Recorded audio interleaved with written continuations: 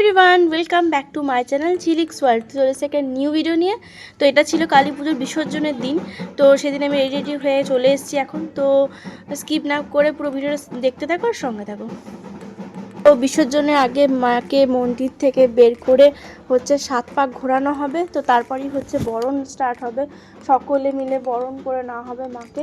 আর তারপর হচ্ছে মাকে নিয়ে যাওয়ার সময় আমাদের এখানে একটা ট্রেন্ড খুব নিউ ধরতে গেলে এসছে, মানে হচ্ছে 3-4 বছর থেকে সবাই দেখছে এখানে চকলেট ছড়াচ্ছে। তো আমি কোনো বছর ছড়াইনি, তো এবছর হুট করেই মানে প্ল্যানিংটা হয়ে গেল কি, বাবা নিয়ে এসেছিলো, অন্য কারোর অর্ডার ছিল, বাবাকে অর্ডার দিয়ে আনা করিয়েছিল। তো সেদিন আমি রেডি হয়ে বেরোবার সময় দেখছি বাবা অনেকগুলো চকলেটের প্যাকেট বার করছে। তো বাবাকে বললাম, বাবা একটা চকলেটের প্যাকেট দাও, আমিও ছড়াবো। তো হুট করে জিনিসটা হয়ে গেলো, তো বেশ ভালো লাগছিলো। আর এখানে হচ্ছে সবাই মিলে বরণ প্রায় কমপ্লিট করে নিয়েছে। এবার হচ্ছে মাকে বিসর্জনের জন্য নিয়ে যাওয়া হবে। তো এইখানটা সত্যি বলতে এত খারাপ লাগে, মানে মায়ের আসার আগে ঠিক যতটা আনন্দ হয় ঠিক এই মুহূর্তেতে ততটাই কষ্ট হয়। তো এদিকে মাকে বিসর্জন দিয়েই দিল। তো আসছে বছর আবারও হবে, আবারও মা আসবে, আবারও নতুন করে আনন্দ হবে। তো তারপরেই হচ্ছে অনেক বাজি ফাটানো হলো। তো বাজি ফাটানো দেখলাম, তো তারপরেই চলে এসেছিলাম প্রসাদ নিতে।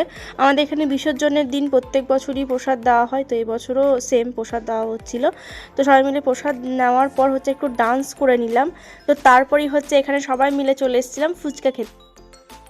এবার হচ্ছে খেপু খাচ্ছে, আমাদের কোশ্চেন ব্যাংক খাচ্ছে ফুচকা। এদিকে দিদি, বৌদি, মা, আমি, ভাইজিরা, ভাইপোরা সবাই মিলে দাঁড়িয়ে গেছি ফুচকা খেতে। আর ফুচকার ট্রিট দিচ্ছে হচ্ছে জামাইবাবু। আর এদিকে তারপর নিয়ে নিয়েছিলাম হচ্ছে চাট, তারপর আইসক্রিম খেয়ে নিয়েছিলাম।